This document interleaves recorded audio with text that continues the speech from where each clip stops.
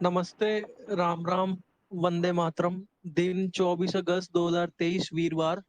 व्याख्यान नंबर 3। वैद ईशुकान केशरवानी जी के साथ स्वसमृत परिवार में आप सबका स्वागत है। वैद जी का बहुत बहुत हार्दिक अभिनंदन। अरुण भाई, आप विषय को आगे बढ़ाएं। वंदे मातरम। जी ओम सभी को नमस्ते, वंदे मातरम। जैसा कि वैद जी को बहुत बहुत धन्यवाद और आप लोगों श्रोतागण को भी बहुत बहुत धन्यवाद। आयुर्वेद के प्रेमियों को स्वागत है। तो जैसा कि इससे पहले औषधियों से प्रेम कैसे करना चाहिए, तो इसके बारे में वैद जी ने बताएं बहुत सुंदर सरल शब्दों में। तो आज इनका तीसरा व्याख्यान है। वैद ईशुकांत केसरवानी जी को बहुत बहुत धन्यवाद, कोटि कोटि प्रणाम, वंदे मातरम। स्वस्थ समृद्ध परिवार चिकित्सा क्रांति में, वैद निर्माण क्रांति चिकित्सा क्रांति अभियान में बहुत बहुत स्वागत है। तो वैद जी से निवेदन है कि आप अपना व्याख्यान आरंभ करें और आप अपने ज्ञान से, ऋषि मुनियों के ज्ञान से जो आपने अध्ययन किया है, अर्जित किया है, उस ज्ञान से हम लोगों को ज्ञानित करें। नमस्ते, वंदे मातरम। जी वैद जी आरंभ करें। जी जी जी। तो सभी को शुभ संध्या। और आज का जो हमारा व्याख्यान है उसके लिए मैं स्वस्थ समृद्ध परिवार को बहुत आभार व्यक्त करना चाहूँगा। तो जिस प्रकार से आज हमारा एक विषय है और इस विषय का नाम है एकल द्रव्य। तो जो एकल द्रव्य है उससे तात्पर्य हम समझ लेते हैं पहले। क्या है, आज थोड़ा समय का अभाव है तो मैं कुछ और चीज़ों को आपको न बताते हुए मैं अपने विषय की ओर अग्रसर होना चाहूँगा, क्योंकि अभी जो विषय है वही मुख्य है। सभी का जो समय है वो मुख्य विशेषता बहुत ज़्यादा मेरे हिसाब से प्रमुख है उनके लिए और उनका समय। तो जो हमारा विषय है एकल द्रव्य, उसके बारे में आइए चर्चा करते हैं। एकल द्रव्य जैसे तात्पर्य होता है, सुनने से ही मन में एक उठता है भाव कि एक द्रव्य, एकह द्रव्य, एकल द्रव्य, अर्थात जो एक ही द्रव्य है वही एकल द्रव्य है। एकल द्रव्य से तात्पर्य यही है कि वह द्रव्य जो एक है लेकिन उसके जो कार्य अनेक हैं और जो हर स्थान में उचित तौर पे बैठता है, और उसका जो उपयोग है वो एक वैद्य की समझ से हर एक रोग के ऊपर पूरा पूरा सही और बिल्कुल सटीक उतरता है।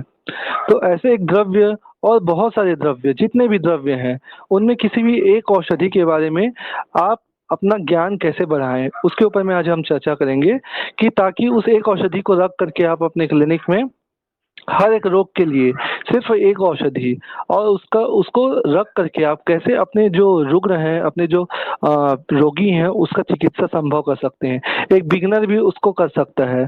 तो एक बहुत बड़ी एक मेरे को लगता है कि एक बात है कि एक द्रव्य से आप कैसे अपने पेशेंट को रिलीफ दे सकते हैं, चिकित्सा दे सकते हैं, और उसको कैसे आप सिर्फ एक सिंगल मेडिसिन से उसके जीवन की रक्षा कर सकते हैं। वैद्य कौन है? वैद्यो नारायणो हरि, वही वैद्य है जो नारायण है। तो नारायण का धर्म है कि वो अपने रुग्ण की सेवा करे और उसको ऐसी चिकित्सा दे ताकि उसकी जो प्राण वायु है, जो प्राण ऊर्जा है, क्योंकि हमारे शास्त्रों में कहा भी गया है वायु आयु वायु वायुरायु बलम वायु वायुर्धाता शरीराम वायुर्विश्वम स्मिदम सर्वम वायु प्रभु वायु कीर्तित, अर्थात इसका अर्थ ये ही है कि वायु जो है स्वयं ईश्वर है। तो जो जितना इस जो हमारा शरीर है उसमें जो वायु की गति हो रही है वो स्वयं ईश्वर की गति हो रही है। तो ऐसे ईश्वर को हम प्रणाम करें और उसके ही हम अंश हैं, तो उसकी सेवा करने के लिए हमारा जो श्रेष्ठ धर्म वैद्य धर्म है वो हमेशा तत्पर रहे। तो किसी भी एकल द्रव्य को कैसे हम अपने उपयोग में लाए, उसकी समझ को कैसे आगे बढ़ाएं और हर एक बिगनर उसको कैसे समझ सके, इसके बारे में ये चर्चा करते हैं। जैसे कि एकल द्रव्य, हमने अगर किसी भी एक द्रव्य के ऊपर में चर्चा करना है तो उस द्रव्य का सबसे मुख्य, क्योंकि मैं यहाँ पे युक्ति चिकित्सा आपको बस समझा रहा हूँ, क्योंकि युक्ति चिकित्सा ही जो आयुर्वेद का सिद्धांत है वो युक्ति चिकित्सा पर ही आधारित है। आपको अगर युक्ति चिकित्सा करना आ गया तो आप नुस्खों के चक्कर में फिर नहीं भागेंगे। आप अपने सिद्धांतों पे जिएंगे, अपने जो ज्ञान की बुद्धि के शरण में ही रहेंगे, आप उसके मदद से ही किसी की चिकित्सा करने का प्रयास करेंगे, जहाँ पर एक व्यापकता होगी, एक अचूकता होगी, और उस सिंगल मेडिसिन से आप अनेक रोगों का निदान परिवर्जन कर सकते हैं। उसका हेतु निकाल करके उसके विपरीत गुलय देश मात्रा कालोप पद्धति के सूत्र से उसका इलाज करके उस रुग्ण को पूर्ण चिकित्सा दे सकते हैं। तो ये कैसे संभव है, आइए देखते हैं। किसी भी द्रव्य को समझने के लिए सर्वप्रथम उस जो मेडिसिन है, वो जो द्रव्य है, वो जो औषध है, उसका सर्वप्रथम आपको गुण समझना जरूरी है, क्योंकि 3 प्रकार से ये स्थितियां बनती है: द्रव्य ज गुण ज कर्म ज। द्रव्य ज गुण ज कर्म ज। द्रव्य क्या है, गुण क्या है, कर्म क्या है? द्रव्य जो हम लेते हैं, जो हमारे हाथ में होता है द्रव्य, वो द्रव्य है, इसको मैं द्रव्य जो बोल रहा हूँ। ये द्रव्य वो कैसा है, वो आपको देख करके, दृष्टिगोचर करके उसका अनुमान लगाना कि ये द्रव्य कैसा है ना। जैसे कि मैं अगर कहूँ, किसी द्रव्य, किसी मूल को देख करके आपके मन में क्या उठता है भाव? किसी जड़ को देख करके, अगर वो कहीं से निकल करके आया है, किसी पंसारी की दुकान में रखा है, तो आपके मन में क्या आएगा पहले भाव? उसको देख करके ये किसी वृक्ष का मूल होगा, अगर पत्ती रखा है तो किसी वृक्ष की पत्ती होगी। तो वो द्रव्य जो है, वो द्रव्य है ना। किसी द्रव्य के बारे में आपके मन में जो भाव उठे, उस द्रव्य का वो भाव, वो उसको प्रकट करता है कि ये वैसा वैसा द्रव्य है, तो ये द्रव्य जो हो गया। तो एक द्रव्य के बारे में पूरी जानकारी लेने के लिए पहले तो द्रव्य का दृष्टिगोचर होना आवश्यक है। उसको क्या है, कैसे दिखता है, उसका क्या रूप रंग है, क्या उसकी व्यापकता है, उसको जानना आवश्यक है कि वो द्रव्य कहाँ पे होता है, कितनी बड़े क्योंकि एक वैद्य को ऐसा होना चाहिए कि वो द्रव्य को खरीद कर लाने से अच्छा उसको स्वयं ही कहीं पर से ले करके आए, किसी प्रकृति के किसी हिस्से से विशेष स्थिति को देखते हुए उसको बिल्कुल जो आदर स्थिति में उसको ला करके शुष्क स्थिति में सुखा कर उपयोग में लाए। तो ऐसा एक वैद्य को होना चाहिए कि वो जा करके खुद उसका परीक्षण करे, उस औषधि का, उसको निकाले, उसका मंत्र पढ़े, उसका जो भी आप करना चाहते हैं, जैसे आपका क्रम है, उसको निकालें और उसको ले करके आए, उसे बढ़िया से सही से सुखा करके उसको अपने प्रयोग में लाएं। क्योंकि अपना परीक्षण, स्वयं का परीक्षण जो सामने में देखा, प्रत्यक्ष हुआ, वही प्रमाण है ना। तर्क बुद्धि प्रमाण है। तो ये जो अपना एक कार्य है, एक हर वैद्य में होना चाहिए कि वो अगर जितना औषधि कुछ आपको प्रकृति के आपके आसपास में मिल जा रहा है, उसको निकाल करके लाएं। जो नहीं मिल रहा है उसकी फिर बात ही अलग है, पर जो आपको मिल रहा है, प्रकृति प्रदत्त हो रहा है, जो वर्षा ऋतु में जो औषधियाँ हो रही है ना, उसका कैसे और किस तिथि में निकालना और उसको किस प्रकार से परीक्षण करते हुए निकालना, ये एक वैद्य का बहुत बड़ा ज्ञान है। क्योंकि आप उससे जस्ट सामने से उसके एक प्रकार से परिचित हो रहे हैं, आप उसको समझ रहे हैं, परख रहे हैं, उसके समीप जा रहे हैं, उसको निकाल रहे हैं, उसका अध्ययन कर रहे हैं, उसको समझ रहे हैं, और निकाल करके उसको ला करके उसको अपने स्टोर कर रहे हैं। और स्टोर करने की भी एक कला होती है कि उसको लाया, उसको स्टोर करने का एक पूरा तरीका होता है कि उसको कौन से पात्र में रखना है। तो सबसे उत्तम जो माना गया है, चीनी का पात्र माना गया है, चीनी मिट्टी का पात्र या ग्लास, जो ग्लास होता है ना, जो कांच की ग्लास होती है, बर्तन होती है, उसको माना गया है। तो वहाँ पे आप स्टोर कीजिए उसको, है ना। तो अपनी अपनी सुविधा अनुसार उसका एक स्टोरेज करना, ये एक वैद्य का अपना एक बुद्धि है, क्योंकि उसको एक लंबे समय तक के लिए आपको रखना है। तो किसी भी औषधि की एक आयु काल होती है 3 महीने, ऐसा आयुर्वेद में लिखा हुआ है, मेंशन है कि किसी भी एक औषधि की आयु होती है 3 महीने से 4 महीने, ज्यादा ज्यादा 6 महीना जिएगा वो। मतलब उसमें जो चेतना है, निहित है, उसमें उसका जो रस है ना, वो एक उसमें जो अवशोषित हो जाने की एक काल होती है, वो 3 महीने से 4 महीने मुश्किल से। तो आप उसको पूर्व समय से ही उसको आप कोशिश करें उपयोग में लाए, क्योंकि उसमें जो आर्द्रता होती है थोड़ी बहुत मात्रा में, वो पेशेंट को उसका बहुत ज़्यादा लाभ मिलता है। फिर आपको उसमें ज़्यादा प्रमाण में लाने की ज़रूरत नहीं है, आप उसको थोड़े से प्रमाण में उपयोग कीजिए, वो संभवतः ही वो चिकित्सा संभव होगी, वो चिकित्सा ही पूर्ण रूप से सफल होगी आपकी। ऐसा आपका एक होना चाहिए कि उसको औषधि को लाया और उसको 3 महीने से ज़्यादा ना रखें, और उसको इस प्रकार से उपयोग करें कि अगर आपको उसको स्टोर करके रखना ही चाहते हैं आप, तो उसको एक जो परसा पान के पत्तर होते हैं, जो एक पत्र होता है, मैं आपको बता दूं उसका, मैं अगर आपको चाहिए तो उसका फोटो भी मैं डाल दूंगा। पारस पत्र होता है, पारस पत्र का एक पत्तल होता है, उसको आप बना ले अपने पास और उसमें उसको डाल करके, मेरे गुरुजी कहते हैं कि उसी में उसको डाल करके किसी भी पत्ते में, जो पत्ता सर्वश्रेष्ठ है, अच्छा है, मजबूत है, उस पत्ते का आप बना लीजिए, पात्र बना लीजिए, उसमें डाल करके उसको बंद करके और बढ़िया से कपड़ मिट्टी करके उसको बढ़िया से मिट्टी लगा करके ऊपर में और उसको सुखा करके रख दीजिए। तो ऐसे करने से उस औषधि की गुणवत्ता आर्द्रता समाप्त नहीं होती, उसमें रस की जो मात्रा है अब अंतर्निहित बहती रहती है उसमें।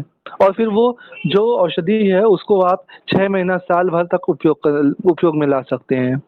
तो क्यों ना हम ऐसा ही एक अपना स्टोर करने की, एक ऐसे ही हम अपने औषधि को एक प्रकार से भंडारण करने की एक वो करें, व्यवस्था करें। तो हम एक सफल वैद्य भी हो सकते हैं, क्योंकि एक सफल वैद्य वही है जो हर प्रकार जो व्यवस्था करना जानता है। जैसे कि एक गृहिणी होती है, एक गृहिणी पूरी जितने भी राशन के सामान है, जितने भी घर के जितने भी दाल हैं, आटे हैं, उसको उसको स्टोर करके रखती है और समय पड़ने पर उसको, जैसे मेहमान आ गए या कोई अन्य सदस्य आ गए, उनके अनुसार उसको निकाल करके और उसको पका करके उसको जो हम मेहमान होते हैं, जो अतिथि होते हैं, उनका सत्कार करें। ऐसा उनका एक भाव होता है, उनमें एक ऐसी व्यवस्था करने की पूरी टेक्निक पद्धति सिद्धि होती है उनके पास। तो ऐसी सिद्धि क्यों ना प्राप्त करें हम। हर वैद्य के में एक ऐसा डिवाइन होना चाहिए। दूसरा, ये हो गए द्रव्य की बात कि हम द्रव्य को कैसे परीक्षण करें, उसका कैसे स्टोरन करें, भंडारण कैसे करें, उसको कैसे रखें, उसको कैसे उपयोग में वहां पर उसको समय पड़ने पर लाने की एक प्रक्रिया जाने।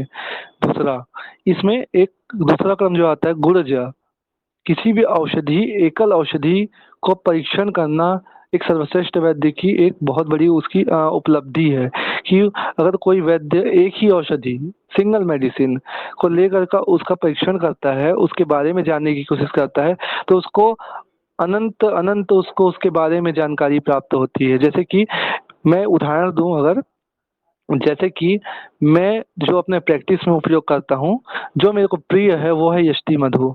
यष्टि मधु मेरे दिल के करीब है। यष्टि मधु को मैं इतना प्रेम से उपयोग करता हूँ, यष्टि मधु को मैं हर पेशेंट को देता हूँ। तो उस यष्टि मधु को कैसे, जैसे कि मैंने उस यष्टि मधु का पूरा एक इतिहास निकाला, उसको मैंने गूगल से भी देखा, उसको मैंने शास्त्रों से भी पढ़ा, उसको मैंने सदगुरु सानिध्य के उसे पारायण करते हुए भी मैंने उसको सीखा। तो कहीं न कहीं उसका मैंने पूरा एक डिटेल निकाला, मन में उसको मैं कैसे अवलंबन किया, अवलंबक कफ होता है ना, जैसे हृदय में रहता है, वो अवलंबन करता है हृदय का, वो उसको वहाँ पे मन भी होता है, तो मन वहाँ पे स्थित होता है, हृदय में ही मन होता है ना? मन वहाँ पे स्थित होता है। तो एक अवलंबन करना उसका, चिंतन मनन करना, तो मैंने उसको किया, तो मेरे को उसमें से बहुत सारी चीज़ें मिली। उसका गुण धर्म मेरे को जब मिला कि उसका गुण क्या है, उसका कर्म क्या है, उसका प्रमुख कर्म लिखा हुआ है द्रव्य गुण विज्ञान में आप जाएंगे तो वहाँ पे मेंशन किया गया छेदन कर्म। प्रमुख कर्म उसका छेदन कर्म है, मतलब वो किसी भी चीज को छेद कर देता है, छेदन कर देता है उसका। वहाँ पे उसका एक मुख्य कर्म मिला छेदन कर्म, जो किसी भी चीज को छेद करके उसका निशाना कर देता है एक प्रकार से। यष्टि मधु का एक और नाम मिलता है कि उसका पर्याय जानना आवश्यक है। किसी भी औषधि का प्रमुख कर्म पहले जानना आवश्यक है कि उसका प्रमुख कर्म क्या है, वो किस प्रकार से अपने कौन से गुण धर्म से काम करता है। तो उसका प्रमुख कर्म क्या मैंने देखा, जैसे उदाहरण के लिए मैं आपको बताने जा रहा हूँ गुड़ के बारे में, तो मैंने यष्टि मधु उदाहरण में लिया और मैंने उसका पहले क्या बताया, प्रमुख कर्म बताया आपको। दूसरा, उसका ये जानना आवश्यक है कि उसमें यूँ कहने उसका पर्याय क्या है, उसका पर्याय जानना आवश्यक है। क्योंकि मैं यहाँ पे ये बता रहा हूँ कि एकल द्रव्य से कैसे इलाज किया जाए, तो मैं एक औषधि को ही लेकर के उसका पूरा इतिहास निचोड़ने की कोशिश करता हूँ। तो आप ऐसा करें, मैं आपको युक्ति दे रहा हूँ एक, तो इस युक्ति को अपने जीवन में धारण करने की कोशिश करेंगे। मैं चाहूँगा कि आप इसको अच्छे से अच्छा इसको समझने की कोशिश करें। तो बार-बार इस वीडियो को सुनें, इसको समझें, परखें, तो आपका जो ज्ञान है उसकी विशुद्धि होती रहेगी, आपकी प्रज्ञा विशुद्ध होती रहेगी बार-बार। जो ये यष्टि मधु है, उसका प्रमुख कर्म हमने जाना छेदन कर्म, किसी भी चीज़ को छेद देना, उसका छेदन भेदन कर देना, उसको तोड़-फोड़ देना, है ना? उसको एकदम साफ कर देना उस स्थान को। तो इसी पर्याय से, इसी प्रमुख कर्म से उसका एक पर्याय लिया गया, अर्थात पर्यायवाची हम जिसको पढ़ते हैं दूसरी तीसरी क्लास में, थर्ड एंड फोर्थ स्टैंडर्ड में हमने उसको पढ़ा हुआ है कि इसके बारे में कि इसका क्या वो होना चाहिए, इसका पर्यायवाची हम बोलते हैं ना, पर्यायवाची, उसका और भी मीनिंग क्या क्या है, उसको उसको जानो आप, उसका और क्या क्या मीनिंग है।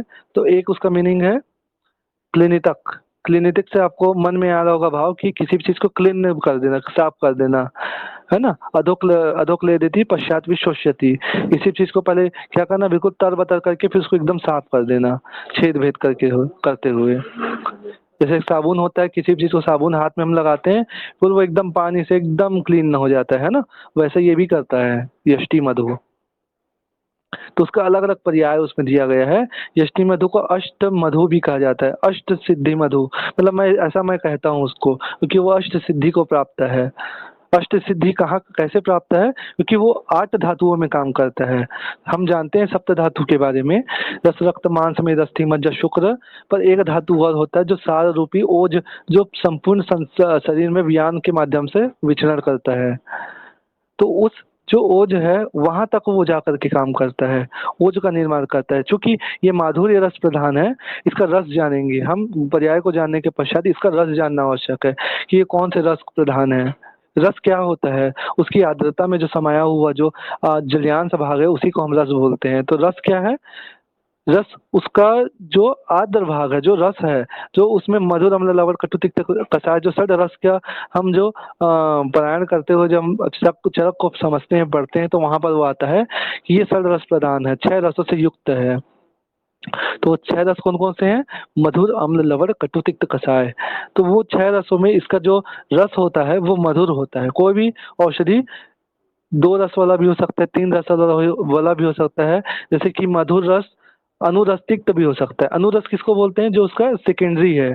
अच्छा, जैसे मधुर रस जैसे कि क्या है, जैसे हम ले लेते हैं आपका, इसको ले लेते हैं आपका शुंठी बोलता हूँ मैं, पीपल को ले लेते हैं। पीपल का एक मिलता है कि वो उष्ण शीत है उसका वीर्य। तो अनु से तात्पर्य वो थोड़ा उष्ण भी है, थोड़ा शीत भी है।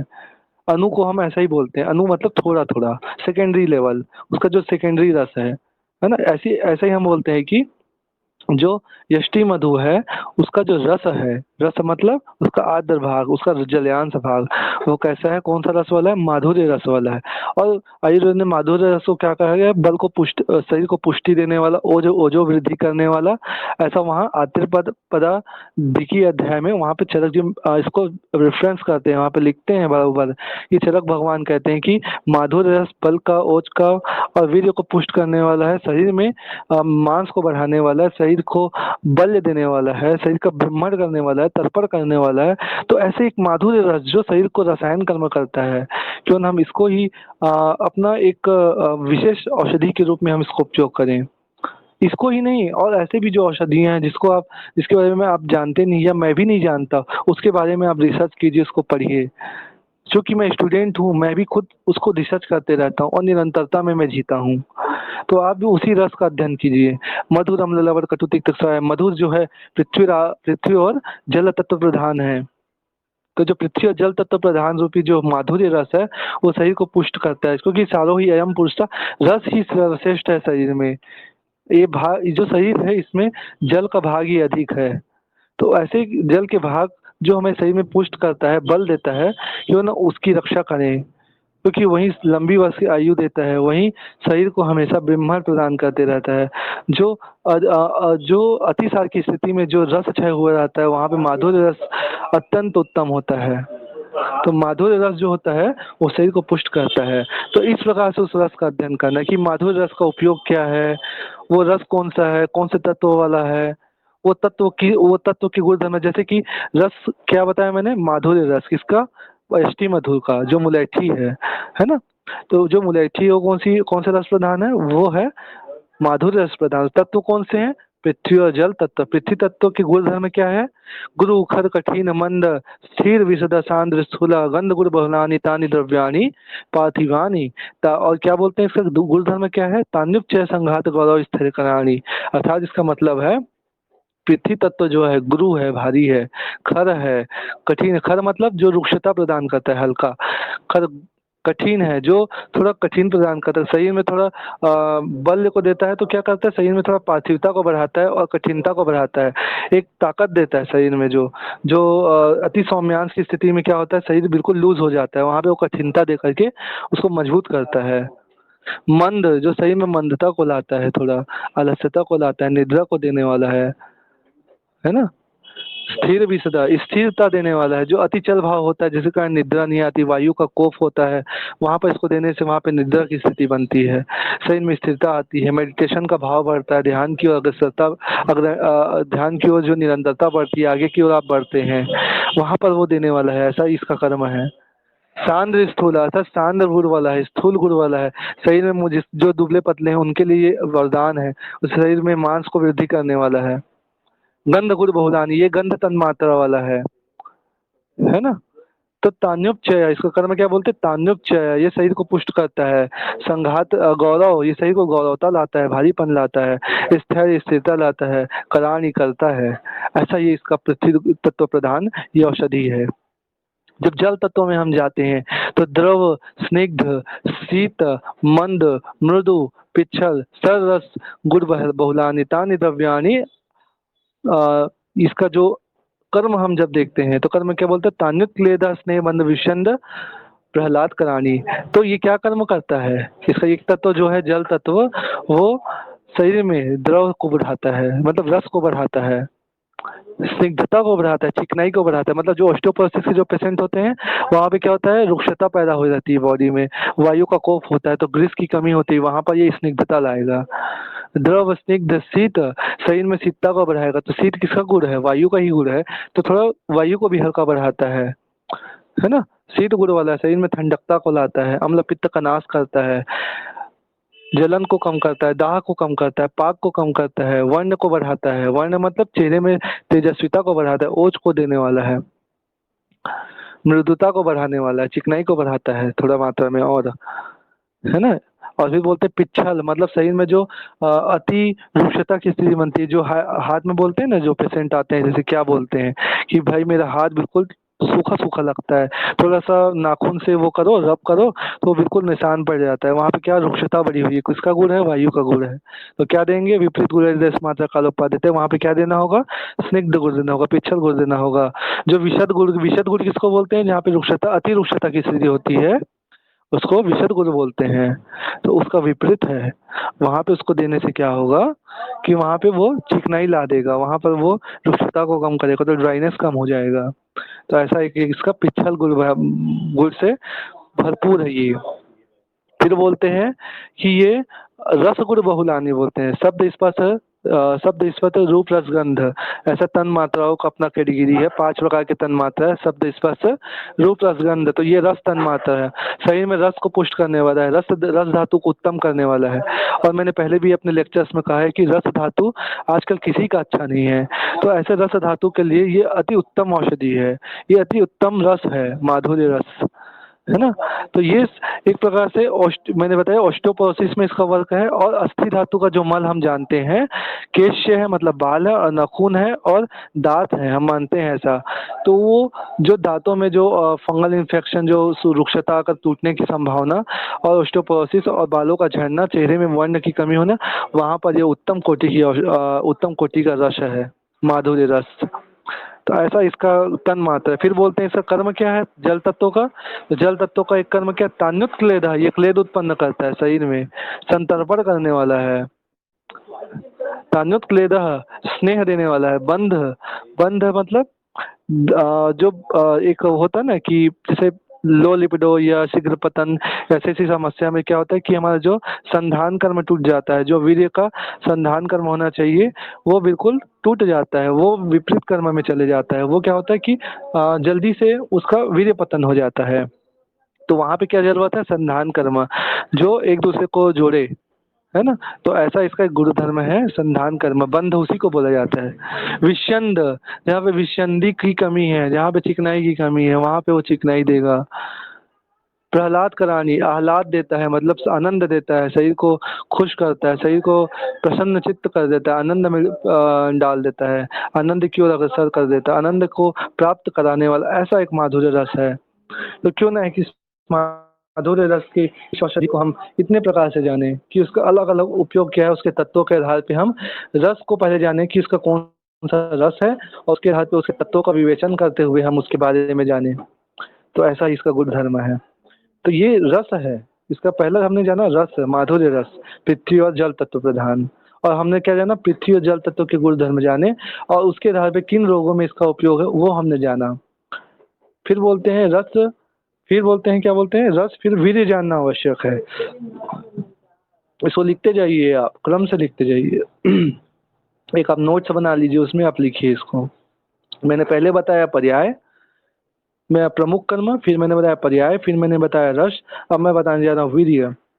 वीर्य दो प्रकार का ही होता है, एक होता है मधुर रस, अर्थात एक होता है मधुरता को देने वाला, मतलब एक सॉरी, एक होता है एक होता है आपका शीत रस, मतलब शीत वीर्य, एक होता है उष्ण वीर्य।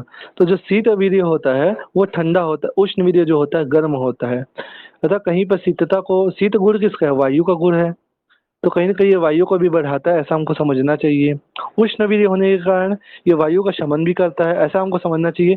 तो ये जो हम अभी पढ़ रहे हैं, जिस औषधि के बारे में मैंने बताया कोई एग्जाम्पल देकर के, यष्टि मधु, ये शीत वीर्य प्रधान है।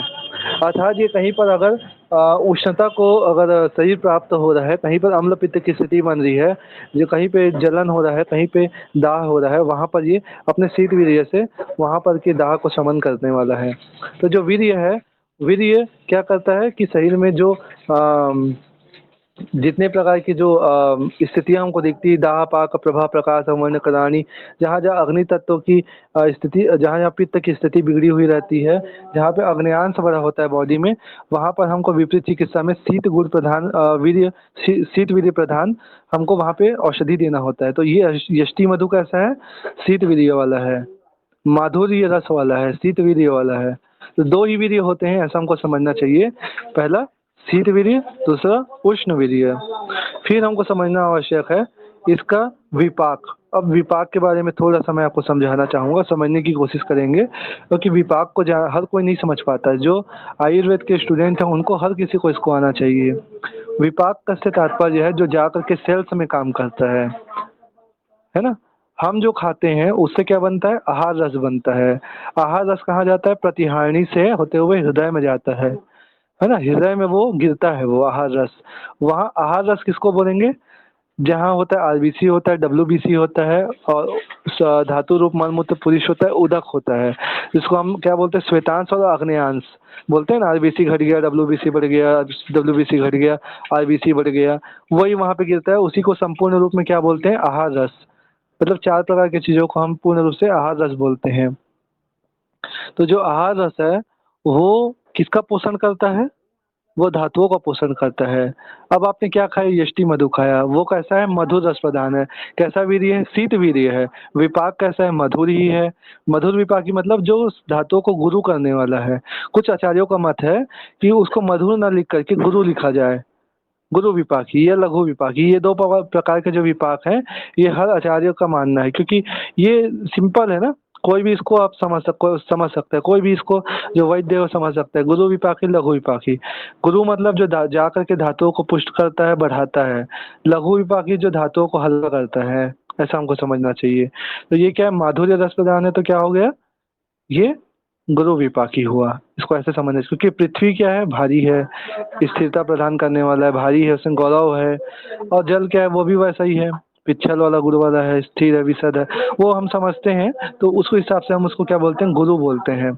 उसमें एक भारीपन है, तो उसको हम गुरु बोल देते हैं। तो जाके धातुओं को क्या करता है, पुष्ट करता है, ये धातुओं को वृद्ध करता है।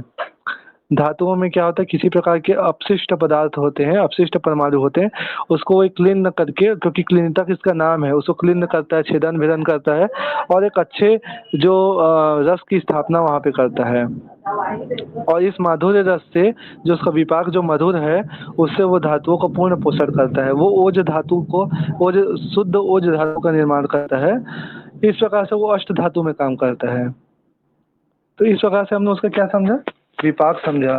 तो वो विपाक में कहाँ काम करेगा, विपाक से तात्पर्य वो धातुओं में जाके काम करेगा। और किससे काम करेगा, अपने आहार रस से काम करेगा। इसी आहार रस को कई आचार्यों ने क्लेद कहा है ना। क्लेद जो होता है वो क्या करता है शरीर में, क्लेद हमारे शरीर में जो है वो अगर प्राकृतिक स्थिति में है तो सही से काम कार्य होते रहता है, विकृत स्थिति में आता है तो बहुत सारी चीज़ों का मतलब रोगों का आगमन होता है। जैसे प्रमेह है, डायबिटीज है, मतलब सॉरी प्रमेह है, और आपका ट्राइग्लिसराइड है, स्टोन है ना, किडनी स्टोन है, ये बहुत सारे जो क्लेद संप्राप्ति है वो मिलते हैं, है ना। पीना से साइना से, ये भी एक प्रकार से जलियांश का बढ़ जाना, क्लेद का बढ़ जाना, ऐसा हम मान सकते हैं उसको। तो आयुर्वेद क्या है, ऐसा ही है कि वो हेतु लिंग औषधि के अनुसार ही उपचार करता है। हेतु और लिंग, हेतु मतलब कारण, लिंग मतलब लक्षण, इसके आधार पर वो चिकित्सा करता है, औषध देता है वो। तो ऐसा एक औषधि है यष्टि मधु, मैंने आपको बताया, वो मेरा सबसे फेवरेट औषधि है। आप किसी भी एक औषधि उठाइए, किसी भी एक कंटेंट को उठाइए, हिंग वाष्टक चूर्ण है उसको उठा लीजिए और उसका पहले एक द्रव्य से स्टार्ट कीजिए, क्योंकि आप एक इकट्ठा अगर 4-5 द्रव्यों को मिला करके बने हुए एक कंटेंट को उपयोग करेंगे तो फिर आपको थोड़ा उसमें मेरे ख्याल से दुविधा हो सकता है। तो आप किसी एक औषधि को लीजिए, उसको पूरा पढ़िए, समझिए। तो ये विपाक की बात हो गई। मैंने आपको बताया विपाक क्या है, धातुओं को पुष्ट कर रहा है, धातुओं के ऊपर काम कर रहा है, वो धातुओं को खाना पीना देता है, मतलब ये समझिए आप अब सामान्य भाषा में। फिर हम बोलते हैं कि इसका अमायिक प्रयोग क्या है। अब जो मैंने आपको पांचवा छठवा बताया, छठवें नंबर का शायद बताया, पहले मैंने क्या बताया, प्रमुख कर्म बताया, फिर मैंने पर्याय बताया, फिर मैंने क्या बताया, रस वीर्य विपाक बताया, फिर मैं अब बताने जा रहा हूँ अमायिक प्रयोग। इसका अमायिक प्रयोग क्या, अमायिक प्रयोग से तात्पर्य है कहाँ पर इसका प्रयोग किया जाता है, कहाँ किस स्थान में इसको उपयोग में लाया जाता है, उसको जानना आवश्यक है। जैसे कि ये क्या बोल इसमें मेंशन करते हैं, द्रव्य गुण विज्ञान में लिखते हैं, भाव प्रकाश निघंटो मुलेठी के बारे में लिखते हैं कि ये जो औषधि कैश्य है, बल्य है, शुक्रल है, स्वर्या है, मेध्य है, अलग अलग प्रकार से वहाँ पे लिखते हैं, अम्ल पित्तहर है ना, और ये पुष्टि करने वाला है, आयु प्रदान करने वाला है, अलग अलग प्रकार से अलग अलग आचार्य लिखते हैं। तो इसके ये अमायिक प्रयोग है कि इसको कहाँ कहाँ पे हम उपयोग में ला सकते हैं। फिर बोलते हैं कि इसका अमायिक प्रयोग तो ठीक है भाई, अब इसका कुछ हमको एडवांस लेवल का चीज़ चाहिए कि हम इसको हम पूरी तरीके से समझना चाहते हैं। तो मेरा जो बताने का तरीका है, मैं हमेशा आपने सुना होगा कि मैं चरक को लेकर बात करता हूँ, क्योंकि चरक इज माई हार्ट, है ना, चरक मेरा हृदय है। और चरक भगवान को मैं ही मानता हूँ कि चरक भगवान आप्तोदेश करने वाले जो है समस्त प्राणी जगत में से पुरुषोत्तम है। वो जैसे सभी के लिए राम है, मेरे लिए चरक है। तो चरक जो है स्वयं इस संसार में जो है आत्मोदेश करके हम जो वैद्यों का कल्याण करने वाले महर्षि हैं, महाऋषि हैं। तो ऐसे चरक भगवान का जो महाकषायों में उन्होंने जो वर्णन किया है, 500 महाकषाय उन्होंने दिया है। षड विरेचन शतसिद्धि अध्याय सूत्र स्थान जो तीसरा या चौथा अध्याय है, वहाँ पे वो लिखते हैं कि जो षड विरेचन शतसिद्धि अध्याय में 500 महाकषायों में उन्होंने मेंशन किया हुआ है कि ये जो महाकषाय है ये एक अल्प बुद्धि वाले और एक वृद्ध बुद्धि वाले भी वैद्य होंगे, वो इसको समझ सकते हैं। वहाँ पे वो लिखते हैं साफ साफ कि इसको अल्प बुद्धि वाला वैद्य भी इसको उपयोग में ला सकेगा और एक वृद्ध बुद्धि वाला भी वैद्य इसको उपयोग में ला सकेगा। तो इस प्रकार से ये जो महाकषाय है, यहाँ पर इसके बारे में क्या क्या दिया हुआ है, इसको जानना कि इस औषधि के बारे में कौन कौन से महाकषाय में वर्णन है। वहाँ पे अलग अलग महाकषाय है, जीवनी महाकषाय है ना, वहाँ पे दिया है ब्रह्मणी महाकषाय, वहाँ पे दिया है लेखनीय, भेदनीय, संधानीय, ये सब महाकषाय हैं अलग अलग। वहाँ एक एक महाकषाय के अंदर में 10-10 औषधियों का वर्णन है, और वो 10-10 औषधियाँ वात पित्त कफ के हिसाब से अलग अलग गुणधर्म रखने वाली है। ऐसा वो उन औषधियों का कैटेगरी उसमें डिवाइड किया गया है, वहाँ पे विभाग सह उसको बिल्कुल स्थिति वाइज देखते हुए उसको लिखा गया है। तो जो 500 महाकषाय है वहाँ पे यष्टि मधु को जीवनी महाकषाय में रखा गया है। जीवनी जो जीवन क्या है, प्राणो ही शोलितम अनुवर्तते, प्राण देने वाला है। जो प्राण है वो कौन है, सॉरी जो जीवन है वो कौन है, रक्त है। सो प्राणो ही शोलितम अनुवर्तते, रक्त ही जीवन है, शुक्र ही आधार है। तो ऐसे रक्त जो है उसको वो जीवन देने वाला है। रक्त को ब्रह्मा संतान उसका पोषण करने वाला है, एक ऐसा एक औषधि है। रक्त में जो पतलापन आ चुका है उसको ये गाढ़ा स्वरूप प्रदान करता है, उसको एक मोटापन देता है, उसको एक बढ़ाता है, प्रसादन अच्छा करता है, रक्त को शुद्ध करता है। ये ऐसा जीवनी महाकषाय में इसका कर्म बताया गया है। और भी इसके अलग अलग इसके उपयोग हैं। मैंने इसका एक महाकषाय का वर्णन बताया, उदाहरण देते हुए आपको बताया कि ये जीवनी महाकषाय में इसका वर्णन है। तो ये एक ऐसी महान औषधि है। तो इसको ऐसे जानने का तरीका जो मैंने आपको समझाया, ये कुछ गुरुओं के सानिध्य में रहकर मैंने सीखा, उसको समझा, परखा, और मैं आज भी सीख रहा हूँ, मैं निरंतरता में हूँ।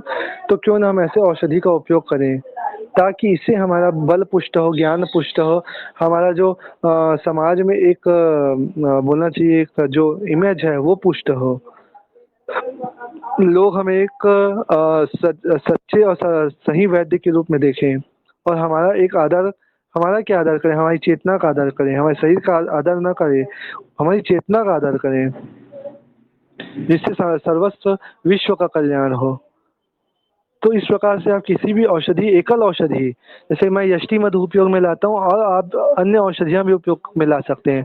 आप एक एक औषधियाँ आज ही आप रात को सोते समय आप बैठिए अपने बिस्तर में, और मनसा ही मनसा अपने मन से ही एक औषधि का निश्चय कीजिए कि मेरे को सवेरे उठना है और मैं इस औषधि के ऊपर में मैं पूरा अध्ययन करूँगा, और एक दिन, 2 दिन, 3 दिन नहीं, मैं पूरे 1 महीना वो भी इसके ऊपर बात करूँगा।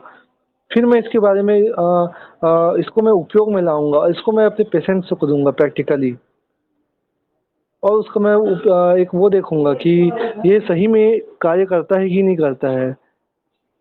और मुझे विश्वास है कि आप एक-एक जो इसमें वैद्य हैं, सभी जो गुरु तत्व है, वो इसको उपयोग में लाने की कोशिश करेगा, और करेगा ही।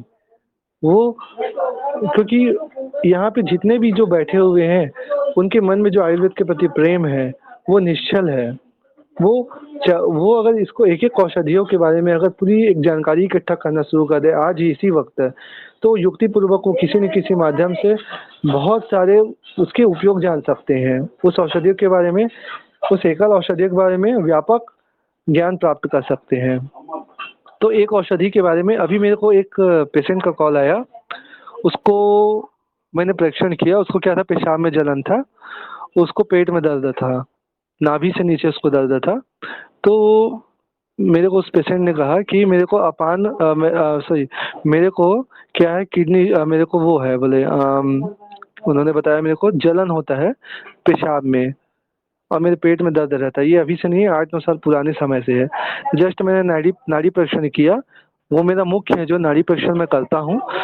मैंने उसके ऊपर पूरा काम, मैं उसके ऊपर पूरा काम कर रहा हूँ। आज मैं नाड़ी के ऊपर में पूरा सीख रहा हूँ, समझ रहा हूँ, परख रहा हूँ गुरु सानिध्य में रह करके। तो मैंने उसके पहले नाड़ी ही देखी। तो नाड़ी में मेरे को जो अपान वायु है, उसमें कफ का आवरण दिखा, पित्त आवृत अपान वायु, मेरे को वहाँ पे पित्त दिखा। मैंने तुरंत, मेरे मन में आया कि इसका कटु अवस्था बिगड़ा हुआ है। इसका जो नाभि से नीचे में जो पक्वाशयगत, क्योंकि मूत्र का निर्माण, मल का निर्माण कहाँ होता है, पक्वाशय में होता है, बड़ी आंत में होता है। तो मेरे मन में तुरंत आया कि इसको क्या देना चाहिए, एक ऐसी औषधि देना चाहिए जो पित्त का शमन करे, अपान वायु को शुद्ध करे, सही करे, और वहाँ पे जो पित्त का आवरण है वो टूट जाए, पित्त जो है वो कम हो जाए। तो मैंने क्या किया, तुरंत मैंने उसके विपरीत चिकित्सा देने के लिए यष्टि मधु लिया, यष्टि मधु का फांट और यष्टि मधु की मैंने टेबलेट्स ली, और उसको मैंने पेशेंट को दे दिया। भाई इसका हिमांक ले लेना, रात को 1 चम्मच भिगा करके, और सवेरे इसको छान करके इसको पीने का, ऊपर से 2 टेबलेट यष्टि मधु के 125-25 mg की 2 गोली ले लेने का। तो उससे क्या हुआ कि मन में मेरा आया कि हाँ, मैंने उसके ऊपर काम किया है यष्टि मधु के ऊपर में, तो मेरे को मन में आया कि इस पेशेंट के ऊपर में ये काम करेगा। मैंने विश्वास से दिया, क्योंकि मेरा इसके ऊपर पे पूरा परीक्षण रहा है, मैंने इसके ऊपर ध्यान दिया है, मैंने इसका चिंतन मनन किया है, और अंततः मैंने इसको उपयोग में लाने का निश्चय किया है। तो ऐसा आप भी करें, और मेरे यहाँ पे जितने भी गुरु तत्व प्रधान, जितने वैद्य श्रेष्ठ, सभी से मेरा यही निवेदन है कि वो इसी प्रकार से औषधि से प्रेम करें, औषधि के प्रति समर्पण रखें, और हर प्रकार से एक औषधि के ऊपर में अध्ययन करने की कोशिश करें। तो आज के लिए मैं इतना ही कहना चाहूँगा, और अपनी जो वाणी है उसको विश्राम देना चाहूँगा। आप सभी का बहुत बहुत धन्यवाद, क्योंकि मेरे को आपने इस लायक समझा कि मैं यहाँ पे आकर कुछ अपनी बातों को रख सकूँ, और इससे मेरा भी कल्याण हो और आपका भी कल्याण हो, है ना। तो इससे क्या होता है कि मेरा भी ज्ञान बढ़ता है, आपका भी ज्ञान बढ़ता है। तो इस प्रकार से मैं आपका बहुत बहुत धन्यवाद करना चाहता हूँ। स्वस्थ समृद्ध परिवार को मैं बहुत बहुत आभार व्यक्त करना चाहूँगा कि उन्होंने मुझे इस लायक समझा कि मेरी, और ये मंच दिया मेरे को, और मैंने इस पर जो भी कहा वो मेरे गुरु के ही वाणी के कारण मैं उसको बोल पाया, गुरु के ही आशीर्वाद के कारण ही बोल पाया। तो ऐसे गुरु को मेरा नमन है, और ऐसे स्वस्थ समृद्ध परिवार का मैं बहुत आभार व्यक्त करता हूँ। बहुत बहुत धन्यवाद, बहुत बहुत धन्यवाद। जिसका भी क्वेश्चन है वो पूछ सकता है, नो डाउट। धन्यवाद। वैद जी नमस्ते। वैद जी, मेरा एक प्रश्न है, जैसे कि आज जो विषय था एकल जी द्रव्य जी पर, तो जी मुझे इसमें स्पष्ट नहीं हुई कि एकल जी जी द्रव्य जैसे आंवला है, जैसे मुलेठी है, तो हमें एकल जी जी। द्रव्य का प्रयोग कैसे करें? कृपया इस पे थोड़ा सा अच्छे से बताएं। जैसा कि मैंने आपको समझाया अभी, जैसे मैंने भी क्या उदाहरण दिया आपको, यष्टि मधु का दिया। मैंने क्या जी बोला, मधु जिसको मैं उपयोग करता हूँ। मधुक किसको बोलते हैं? मुलेठी को बोलते हैं। उसका एक पर्याय है मधुक, है ना। मधुक जी उसका एक पर्याय है, क्लिनितक उसका एक पर्याय है। सर्वप्रथम किसी भी औषधि का अध्ययन करने के लिए पॉइंट वन, उसका प्रमुख कर्म जानना कि वो, उसका मेन कर्म क्या है, कि वो किस प्रकार से काम करता है, उसका कर्म क्या है, मेन कर्म। किसी भी औषधि का एक मेन कार्य होता है। जैसे कि पिपली का क्या है? ज्वरग्न है ना, वो ज्वर को हरने वाला है, कंठ का जी शोधन जी करने वाला है। जैसे कि आंवला है, आंवला क्या करता है? वो रक्त पित्त हर है वो, है ना, प्रमुख कर्म है उसका कि वो रक्त पित्त की स्थिति में, जहाँ पे पित्त बढ़ा हुआ रहता है रक्त धातु में, वहाँ पे वो काम करता है। तो ऐसे ही एक प्रमुख कर्म होता है यष्टि मधु में, छेदन कर्म। छेदन मतलब क्या होता है? किसी भी चीज को छेद भेद देना है, उसका भेदन कर देना, उसको छेद देना, उसका बिल्कुल उसको साफ कर देना, उस स्थान को, उसको छेदन कर्म बोलते हैं। ये इसको प्रमुख, पहले हमने पॉइंट वन नोट कर लिया, उसको प्रमुख कर्म क्या है? छेदन कर्म। दूसरा मैंने बताया उसका पर्याय। पर्याय किसको बोलते हैं? उसके विभिन्न नाम। उससे भी हमें उस औषधियों के बारे में बहुत कुछ मिल जाता है। ऐसा उसका एक का क्या नाम मैंने बताया? मैंने उसको बताया क्लीनतक। क्लीनतक किसको बोलते हैं? जो किसी भी चीज को क्लीन न कर दे, बिल्कुल साफ कर जी दे। जैसे साबुन होता है, हाथ धो लीजिए, उसको पहले रगड़ लीजिए, फिर पानी डालेंगे तो बिल्कुल साफ होता है ना, पूरा गंदगी निकल जाता है। तो ऐसा ही ये साफ करने वाला है। तीसरा मैंने बताया, वो आप अपने हिसाब से उसको पढ़ कर, समझ कर, एक सही प्रेरणा से, सर्वोच्च उसका एक अर्थ निकाल करके आप अपने से उसके बारे में जानकारी इकट्ठा कर सकते हैं उस पर्याय से। ये आपके ऊपर है। जैसे मैंने एक बताया था उदाहरण दे करके, नींब के ऊपर में। नींब किसको बोलेंगे? नी अम्बा सनिम्बा। वो नी से तात्पर्य निर्मल करने वाली, अम्बा है, माँ है। वो रक्त को शोधन करती है, तिक्त रस प्रधान औषधि है, वायु और आकाश तत्व प्रधान है। तो वो क्या करता है? रक्त का शोधन करता है। पित्त बढ़ा है, कब बढ़ा है, उसका शोधन कर देगा। तो ऐसा एक औषधि कौन है? नींब है।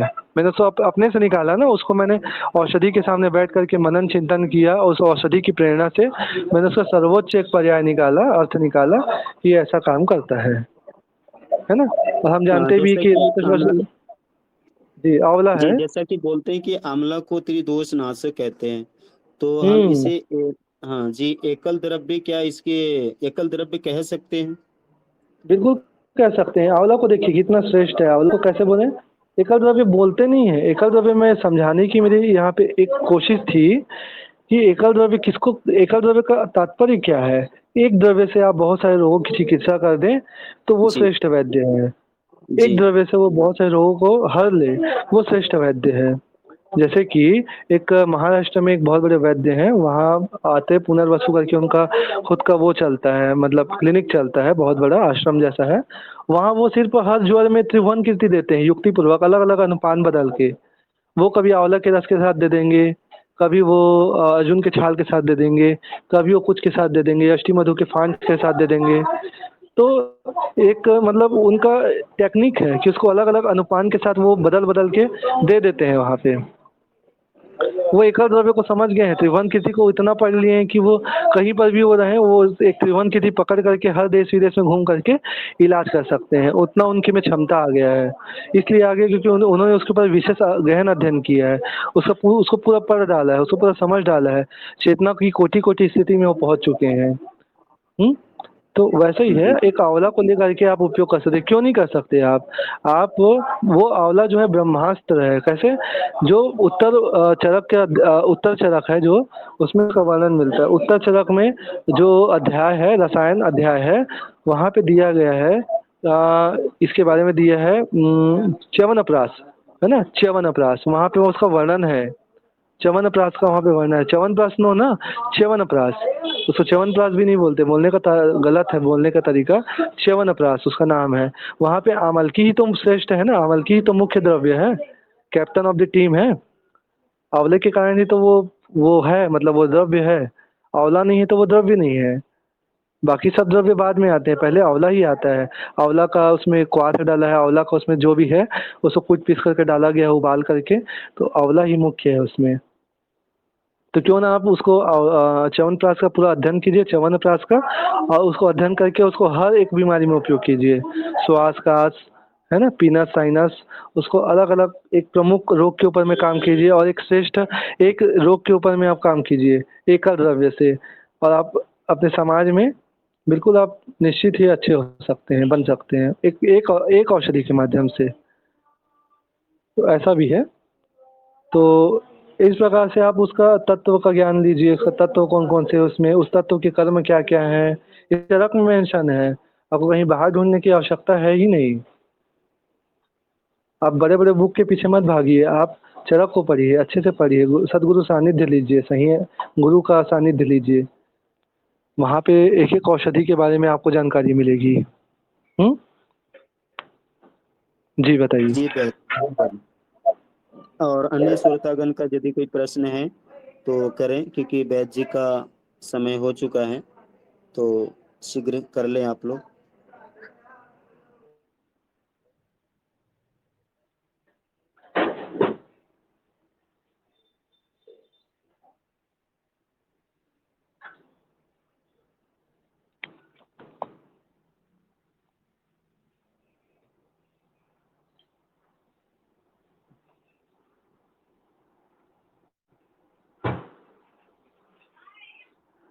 आइए, इनका प्रश्न मुख्यतः नहीं लग रहा है, तो आइए हम लोग शांति पाठ करेंगे और इस सत्र को समापन करेंगे ईश्वर स्तुति प्रार्थना करते हुए। ओम धौ शांति। कोई प्रश्न कर रहे हैं क्या? ठीक है। ओम विश्वानि देव सविता दुरितानि पराशुभा यद्भद्रं तन्न आशुभा। ओम। आइए हम लोग शांति पाठ करें। ओम सर्वे भवन्तु सुखिनः, सर्वे सन्तु निरामया, सर्वे भद्राणि पश्यन्तु, मा कश्चित् दुःखभाग् भवेत्। ओम शांति शांति शांति। ओम।